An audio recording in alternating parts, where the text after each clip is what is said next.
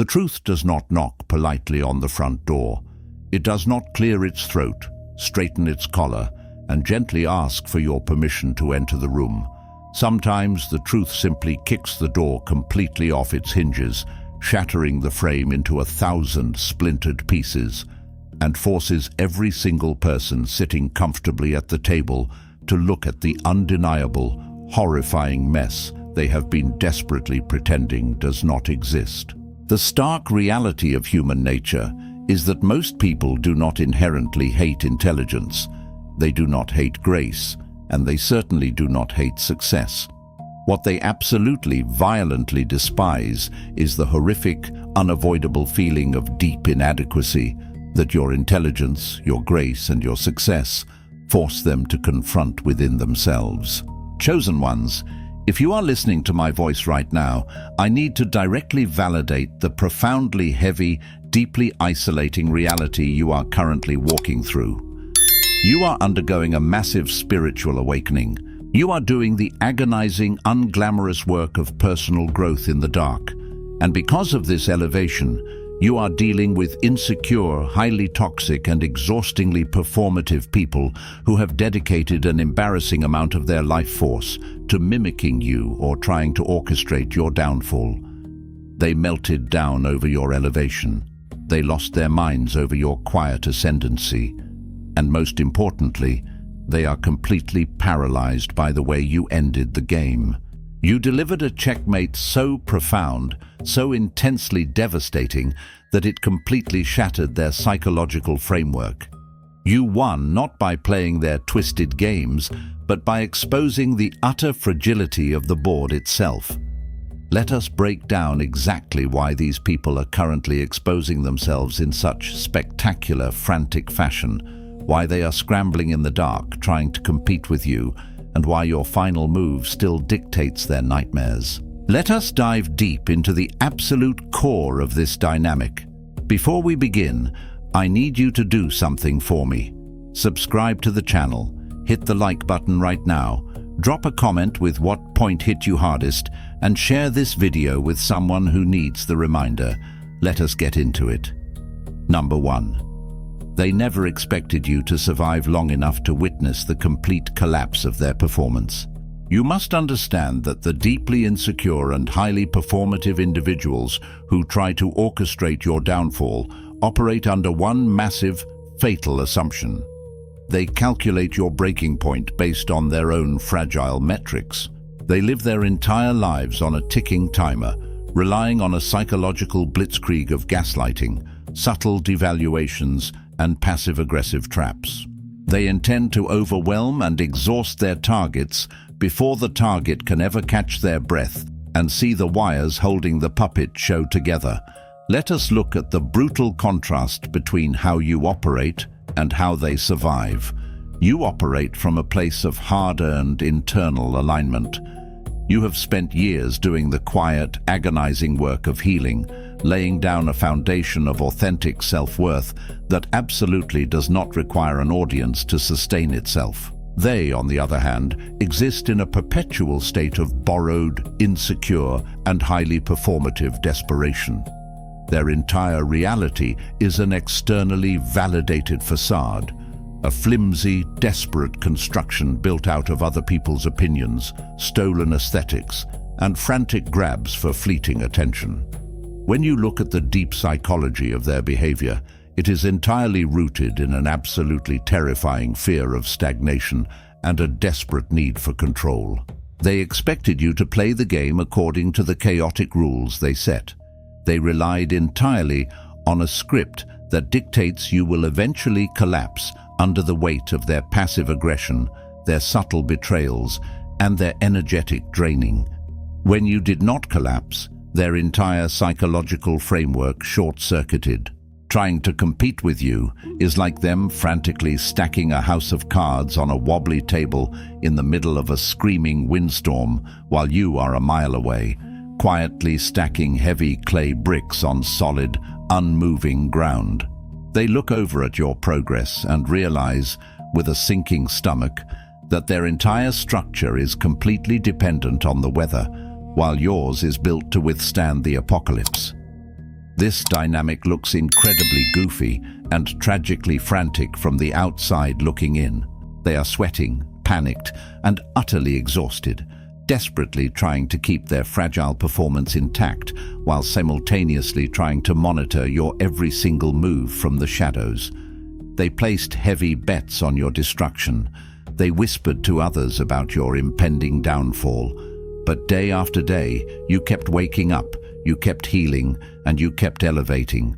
They thought they had you cornered in their little psychological trap, but you didn't even acknowledge the walls they built.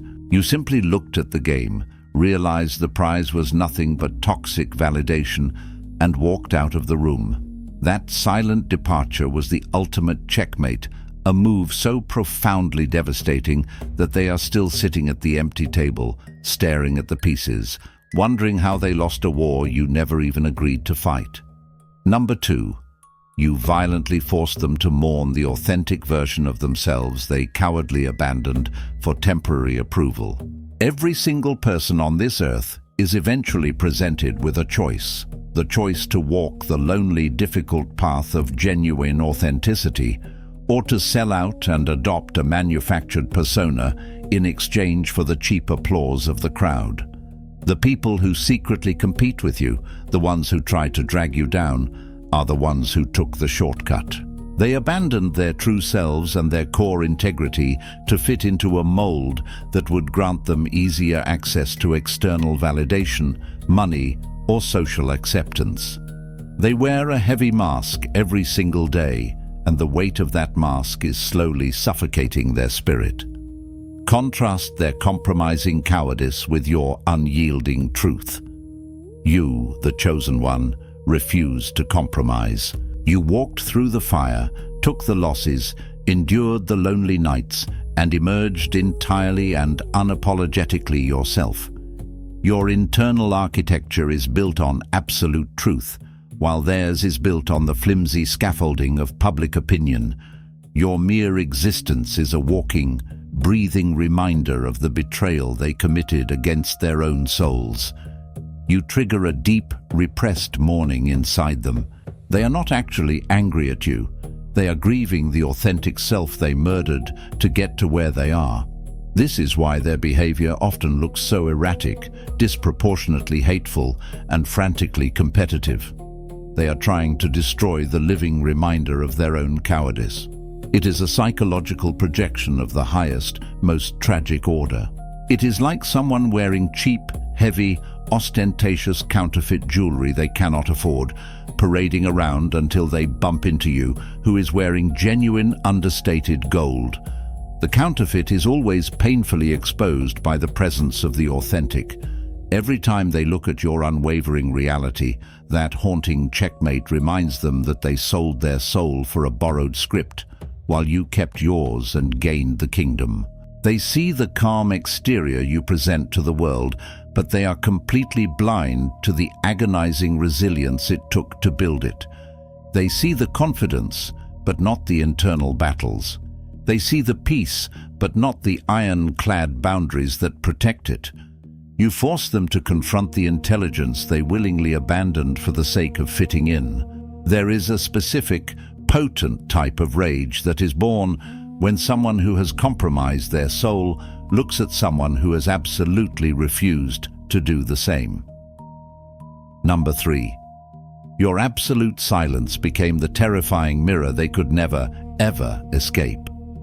Toxic, insecure individuals rely heavily on constant noise, friction, and conflict to drown out the deafening reality of their own spiritual emptiness.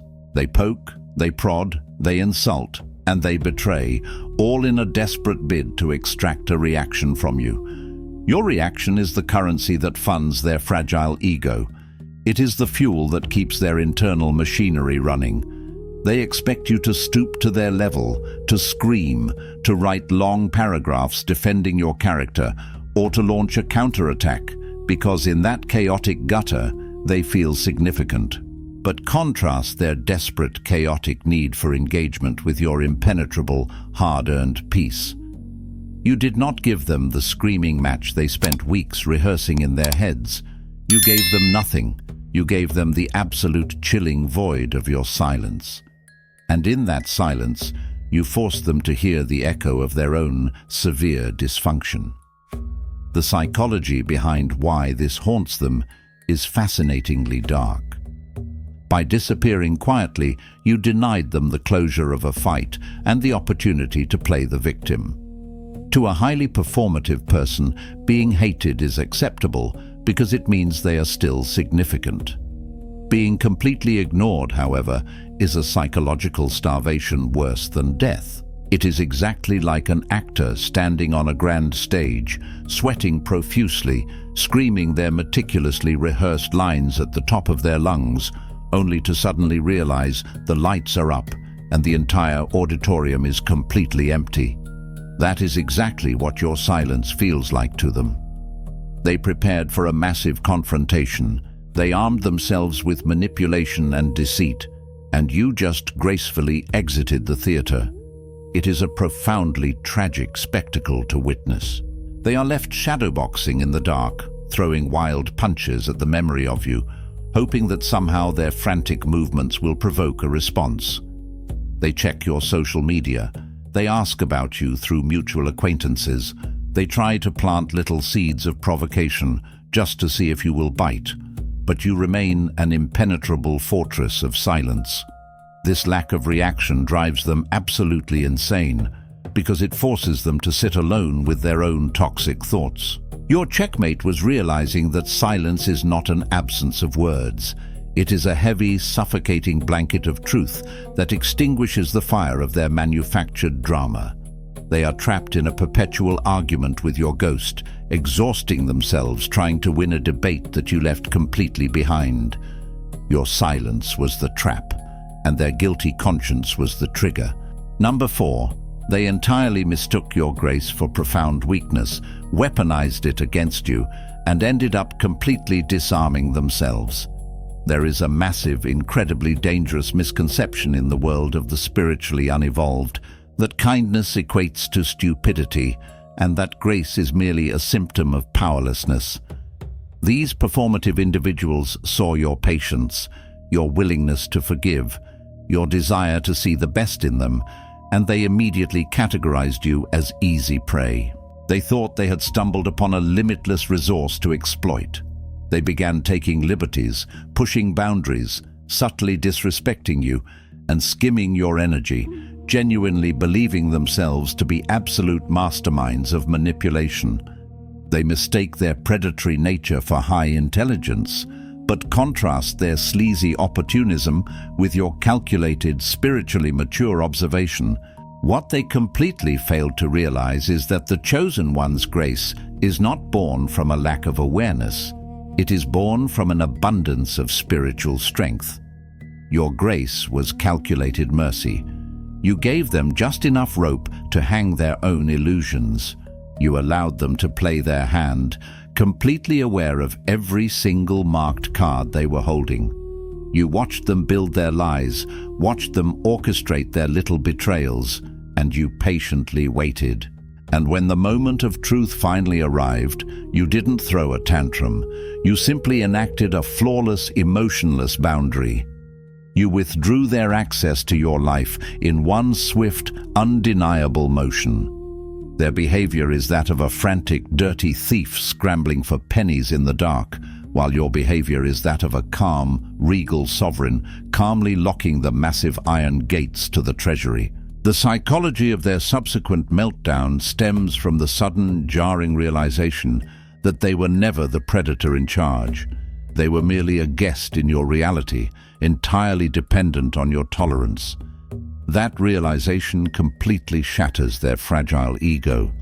They look profoundly foolish because they thought they were outsmarting you, only to realize you were silently taking notes the entire time. Preparing for a checkmate, they lacked the spiritual vision to even see coming. Metaphorically, it is the absolute equivalent of them spending weeks in the muddy dirt of a forest, meticulously setting up a complex, elaborate snare trap, entirely convinced they are about to capture their prey. only to finally look up and realize the mighty eagle they were trying to catch was already soaring thousands of feet above the canopy, completely immune to the nonsense on the ground. They are left sitting in the dirt, covered in the mud of their own schemes, holding a useless trap, feeling utterly foolish. Number 5. You expose the incredibly fragile architecture of their external validation simply by existing beautifully without it. We live in a hyper-connected era where deeply insecure people are desperately addicted to optics. The imitators and haters in your life have constructed their entire sense of self-worth around how they are perceived by the public. Their power relies entirely on their job title, their curated social circle, the likes on their posts, and the constant reassuring applause of an easily manipulated audience. They have built a towering, intricate monument to their own ego, but it has absolutely no foundation. It is entirely hollow inside. Contrast this desperate need for applause with your intrinsic, divinely decreed power. You operate from a completely different paradigm. Your power is an internal alignment forged in the quiet, unseen, and often painful fires of your own healing journey. You do not need a room full of people to tell you that you are valuable. Your value was stamped into your spirit by the Lord before you took your first breath. When you enter their orbit, the contrast is absolutely blinding. They see someone who commands deep respect, who exudes unshakable peace, and who draws genuine love without having to perform a single trick, wear a single mask, or beg for a single compliment. This destroys them psychologically. It exposes the terrifying reality that their entire identity is dependent on a fickle crowd that could turn on them at any moment. They act out like someone who has spent their entire life laboring to build a lavish, incredibly expensive yacht, only to stand on the deck and watch you walk effortlessly on the water. Their frantic attempts to belittle you, to point out your supposed flaws to others, are just desperate, goofy attempts to convince the audience to stop looking at your effortless grace and look back at their exhausting performance. But the checkmate stands.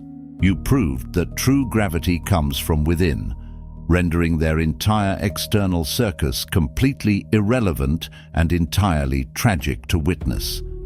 They are weighed down by their own performative garbage, looking utterly ridiculous to anyone with an ounce of discernment. This behavior is deeply goofy because they are demanding a standing ovation for simply existing, while you are quietly moving mountains without asking for a single round of applause. They see your independence and it triggers their deepest insecurities about their own dependency. The checkmate stands unmovable. You proved that true gravity comes from within, rendering their entire external circus completely irrelevant. Number 6. They built a self-imposed prison of performance, and your unapologetic freedom reminds them daily of the keys they threw away. The life of a deeply insecure, envious, and highly performative person is a life of endless, grueling labor. They wake up every single morning and have to remember exactly which mask to put on for which group of people. They have to remember the intricate lies they told, the false narratives they spun, and the pristine image they are desperately trying to uphold. They are simultaneously the strict wardens and the miserable inmates of their own psychological prison. They convince themselves that this sheer exhaustion is just the necessary price of being important or successful in their warped reality. But then they look over at you. Contrast their suffocating captivity with your radical, unfiltered liberation. They see the chosen one living a life of messy, beautiful, unapologetic freedom. You say exactly what you mean. You act in complete accordance with your spirit. When you are tired, you rest. When you are joyful, you shine. You are not shackled by the expectations of the crowd or the heavy demands of a manufactured persona. You are experiencing the deep, abiding liberation that comes from total alignment with the truth. The deep psychology of their hatred toward you is rooted in an intense, burning resentment of your autonomy. They hate you because you possess the one thing they cannot buy, manipulate, or fake: genuine freedom. They look at your life exactly the way a miserable bird locked in a tiny golden cage looks at a majestic eagle soaring in the open sky. Instead of realizing they can unlock their own cage by simply being honest and doing the shadow work, their fragile ego chooses to violently hate the eagle. They will twist themselves into ridiculous knots, trying to convince others that your freedom is actually rebellion and your authenticity is actually arrogance. They look entirely goofy doing this, but the haunting checkmate remains. They go to sleep every night utterly exhausted from keeping up their performance, while you go to sleep resting peacefully in your absolute truth. Metaphorically, they are furiously treading water while wearing weighted vests of deceit, smiling through the pain, while you are simply standing on the solid shore, watching them drown in their own shallow pool. They try to convince others that your freedom is actually rebellion, that your authenticity is actually arrogance. They twist themselves into knots, trying to make your peace look like a character flaw. It is a tragically embarrassing display of projection. Number 7.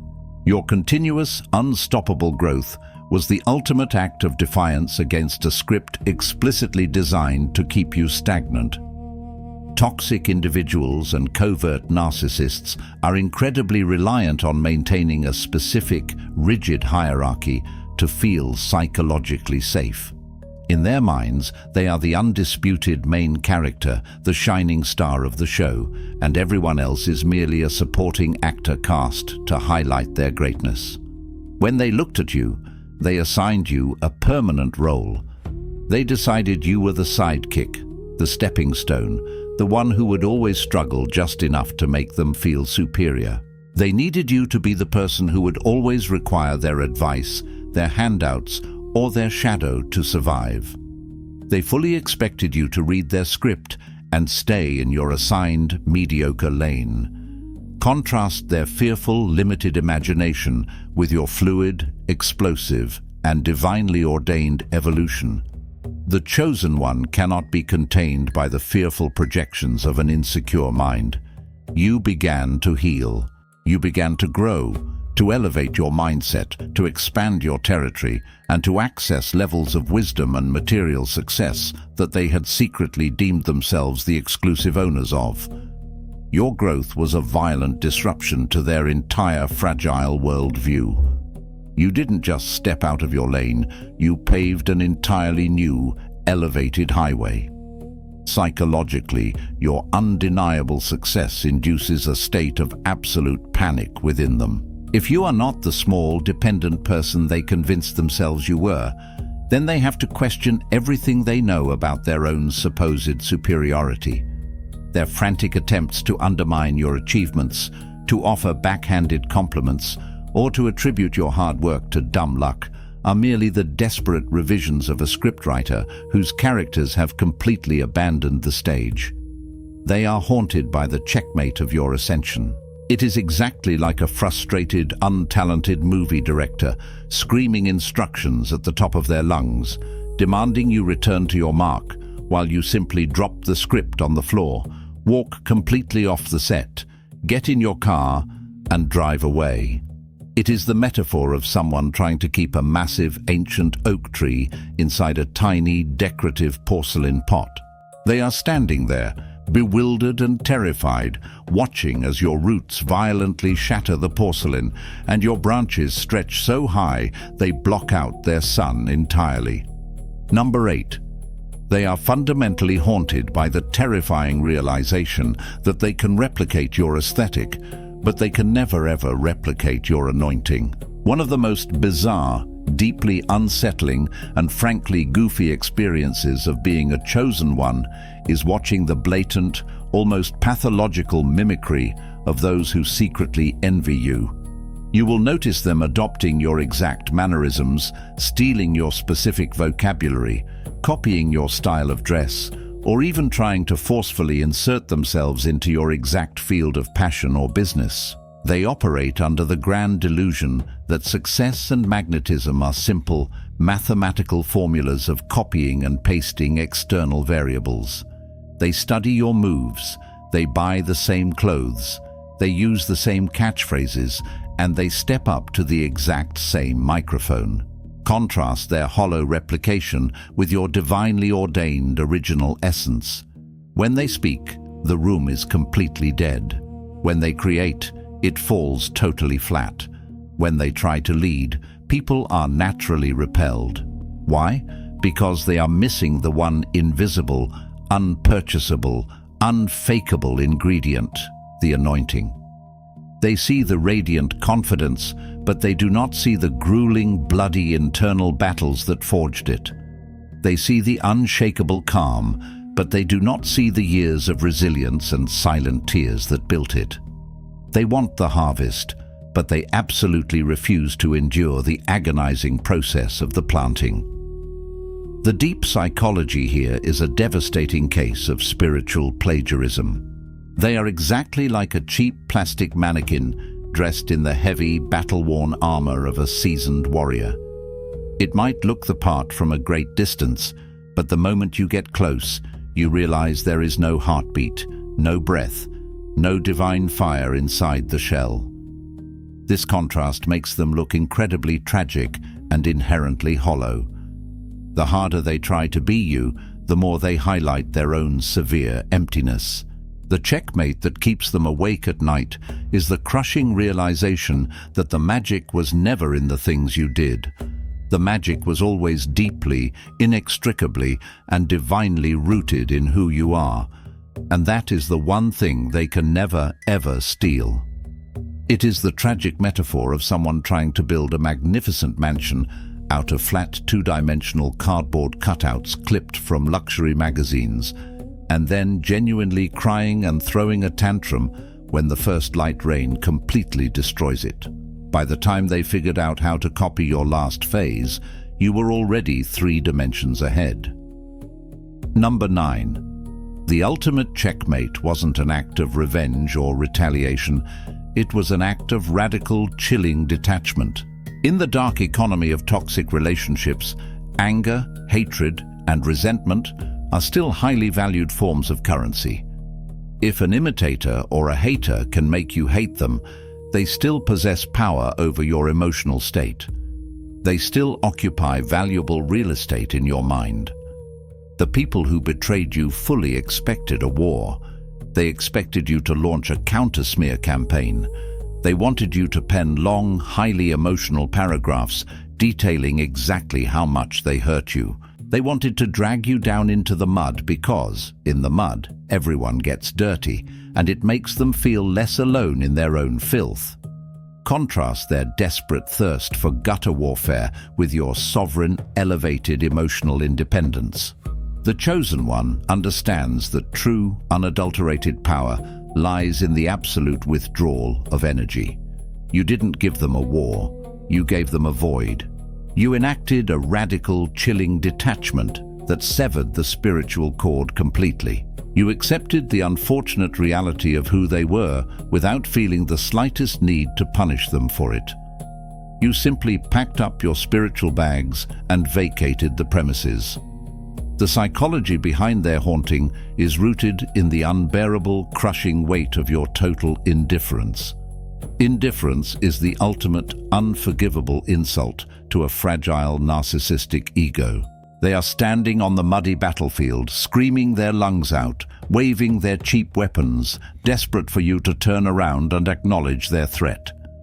But you are already miles away, peacefully building a new city, completely unfazed by their tantrums. It looks profoundly pathetic from the outside, a grown adult throwing a violent tantrum at a solid brick wall. The checkmate is absolute because you proved that their highest level of malice wasn't even significant enough to warrant a response. You reduced their grand, malicious theater to nothing more than background noise. Metaphorically, they challenged you to a brutal game of tug-of-war, digging their heels into the dirt, gripping the rope with white knuckles, sweating and preparing for the pull. Your checkmate was simply dropping your end of the rope and walking away without a single word. They inevitably went flying backward into the mud of their own making. It is an excruciatingly funny, deeply tragic sight to behold. They are still standing there, shouting at the air, shadowboxing an opponent who left the arena hours ago. Number 10. They desperately require an audience and a jury to feel powerful, while your power actually peaks in absolute solitude. Look very closely at the mechanics of the people who spend their time trying to bring you down or smear your name. They never, ever operate alone. They need a flock of flying monkeys. They need a coalition of blind agreement. They need to run to mutual friends, and they need to constantly survey the crowd to ensure their twisted narrative is taking hold. Their power is entirely delegated. It exists only if a certain number of gullible people agree that it exists. They are essentially street performers begging for copper coins of validation. Contrast their pathetic dependency with your magnificent self-sourced sovereignty. You, the chosen one, have an entirely different source of strength. Your sanctuary is your solitude. The times when you are most alone, secluded with the divine, deep in your own spiritual work, are the times when you are the most profoundly powerful. You do not need a committee to agree with your calling. You do not need a jury to validate your truth. The contrast is the exact difference between a weak, paranoid monarch who constantly needs to be flanked by heavily armed guards to feel safe, and a true, seasoned warrior who walks into the dark, terrifying forest entirely alone and unafraid. The deep psychology of their obsession with you stems from their absolute terror of their own company. If you put them in a quiet room by themselves, without an audience to manipulate or a victim to drain, they would completely unravel into an existential crisis. They look at your ability to stand alone, to thrive in deep isolation, and it frightens them to their very core. They try to weaponize isolation against you, thinking that by turning people away from you, they will break your spirit. But the checkmate that haunts them is that their smear campaign only succeeded in removing the useless distractions from your life. They thought they were sending you into a miserable exile, but they actually just handed you the keys to your own undisturbed, peaceful kingdom, making you stronger than you ever were before. You do not need a jury to validate your truth, and you do not need an audience to feel significant. They are terrified because they realize that isolation is their prison, but it is your absolute sanctuary. Number 11. You permanently removed their access to your energetic grid, plunging their counterfeit reality into total darkness. Whether they consciously realize it or not, toxic performative people are literal spiritual parasites.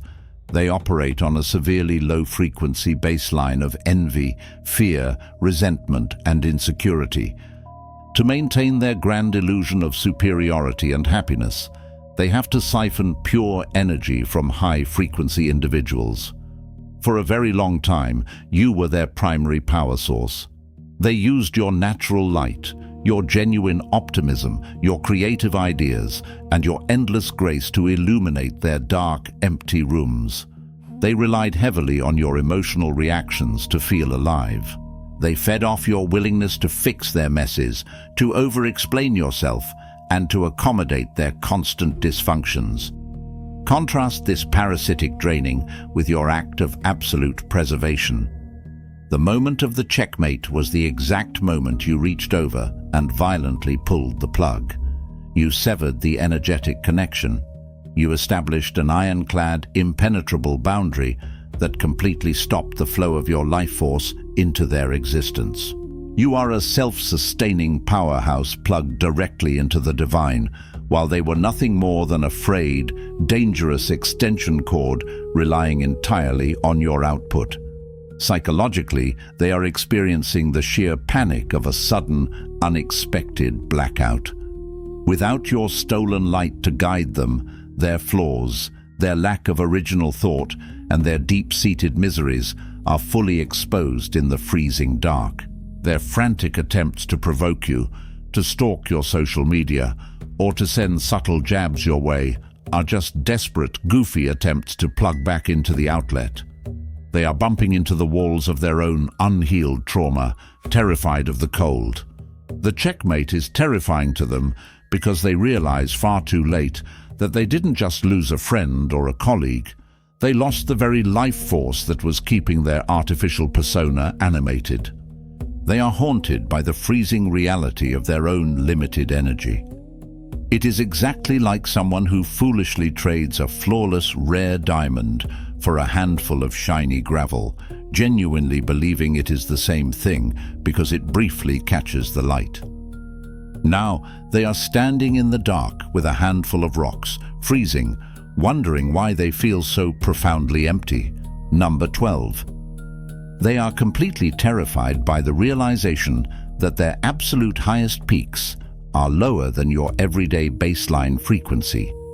There is an undeniable hierarchy of spiritual weight and substance in this universe that absolutely cannot be manipulated by clever PR, material wealth, or aggressive social climbing. Performative, envious people spend their entire lives trying to manufacture peak moments. They orchestrate grand, expensive events. They buy flashy status symbols. They curate heavily edited photos, and they engineer fake situations where they appear victorious or benevolent. They expend a massive, exhausting amount of manic energy just to reach a fleeting, temporary moment of what they consider success. Contrast their manic, artificial peaks with your grounded, organic existence. They look at you, the chosen one, and realize a devastating truth. Your baseline frequency, the calm state you exist in while simply drinking your morning coffee, doing your laundry, or sitting quietly reading a book, carries more spiritual weight, more genuine peace, and more authentic gravity than their most heavily orchestrated peak moments. You bend the atmosphere of a room just by walking into it, without saying a single word, without wearing anything flashy, without needing to announce your presence. The deep psychology of their intense envy is rooted in this unbearable discrepancy. It is the crushing realization that no matter how hard they work, no matter how much they scheme or spend, they cannot manufacture spiritual density. They are fundamentally lightweight. They have no anchor. They are standing on their tiptoes, stretching their necks as hard as they can, just to look into the basement window of your spiritual elevation. This reality drives them to a point of near insanity. It looks incredibly goofy because they are constantly overexerting themselves, panting and sweating, trying to outshine someone who isn't even competing in their race. It is exactly like someone aggressively revving the engine of a parked car, making a tremendous amount of noise, but going absolutely nowhere, while you are cruising effortlessly down the highway. The checkmate that keeps them up at night is the profound, undeniable knowledge that you are effortlessly operating on a frequency they couldn't reach even on their very best day, proving once and for all that they can never truly compete with you. Number 13. The harder they try to diminish the reality of your checkmate, the more they actively magnify their own devastating defeat. Cognitive dissonance is a powerful, blinding force in the mind of a narcissist or a deeply envious competitor. When you delivered the silent checkmate, when you walked away, succeeded, and maintained your peace, it created a completely unacceptable reality for them. Their fragile ego simply cannot process the fact that they lost a war to someone who didn't even play dirty. So, what do? They go on a massive, highly exhausting defensive campaign. They tell everyone who will listen how little they care about you. They post passive-aggressive quotes about cutting off toxic people, entirely projecting their own horrific behavior onto you. They bring your name up in rooms you haven't been in for years, just to control the narrative, Contrast their loud, desperate broadcasting with your silent, undeniable victory. Your total, absolute disregard of them proves your victory, while their obsessive, non-stop talking about you proves their massive defeat. The psychology of this is a hilarious, self-inflicted wound. Every single time they try to convince the crowd that you do not matter, they are inadvertently screaming at the top of their lungs that you broke their reality, and they absolutely cannot stop thinking about you. It is a tragically transparent, highly embarrassing performance. They are essentially writing an unauthorized autobiography of their own jealousy and publishing it for the entire world to read. Metaphorically, it is like a person standing in the middle of a hurricane, furiously trying to throw acid into a headwind. The very poison they hurl at you blows directly back into their own face, blinding them and scarring their own reputation. They look incredibly foolish, essentially writing an unauthorized autobiography of their own jealousy and publishing it for the world to see. The people they complain to eventually start noticing the pattern. Your silence allows them to talk themselves right into a corner. By refusing to engage in a public mudslinging contest, you force them to dig their own reputational grave. The checkmate haunts them because their supposed indifference is a glaring lie, and your ghost occupies more space in their mind than their own presence does. Number 14. You didn't just walk away from the table, you ascended, rendering their entire theater of conflict fundamentally irrelevant. The final, most crushing blow to the people who tried to destroy you, mimic you, or hold you back is the realization of the absolute finality of your departure. In their limited minds, they thought that your conflict was a temporary rift, a brief season of drama that would eventually loop back around so they could comfortably continue the familiar cycle of abuse, manipulation, and petty competition. They genuinely believed that you were permanently tied to the same earthly, ego-driven dimension that they are permanently trapped in. Contrast their cyclical, muddy existence with your vertical, divine ascension. The chosen one's journey does not end in merely walking away. It ends in ascension. You didn't just move to a different room, you elevated to a completely different floor, a different building, a different atmosphere entirely. You are now entirely focused on your divine purpose, your legacy, your generational healing, and your ultimate assignment from the Lord. You are dealing with massive kingdom business. They are still sitting in the exact same mud, playing with the same dirty toys, whispering the same tired gossip, entirely consumed by the same petty neighborhood squabbles.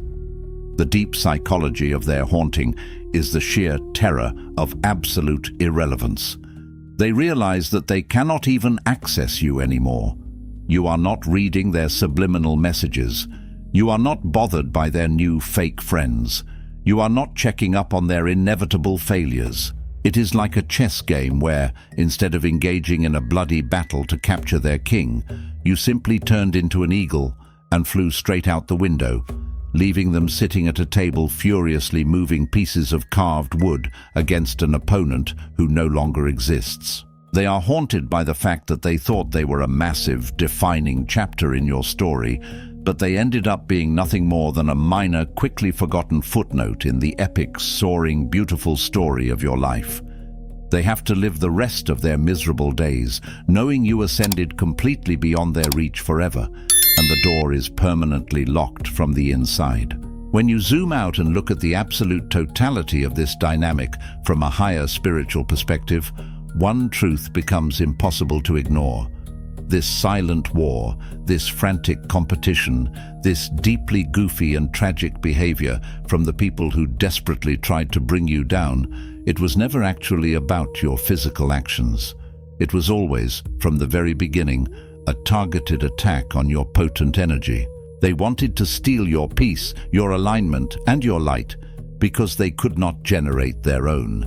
But the checkmate you delivered proved that your internal architecture is unshakable, profoundly authentic, and eternally protected by a divine truth. they completely refuse to comprehend. Chosen ones, I want to leave you with this absolute empowerment today. You do not ever need to prove anything to these people. You do not need to perform for their gaze. You do not need to argue your case, and you absolutely do not need to seek revenge. Your uninterrupted joy, your relentless peace, and your continuous authentic growth are the greatest and most devastating responses you could ever possibly give. Let them exhaust themselves fighting the ghosts of your past. You just keep your eyes fixed on the horizon. Keep stacking your heavy bricks on solid ground, and keep walking unapologetically in the absolute fullness of your divine purpose. Before you go, make sure you subscribe to the channel, hit the like button, drop a comment with what point hit you hardest, and share this video with someone who needs the reminder. Stay chosen, stay blessed.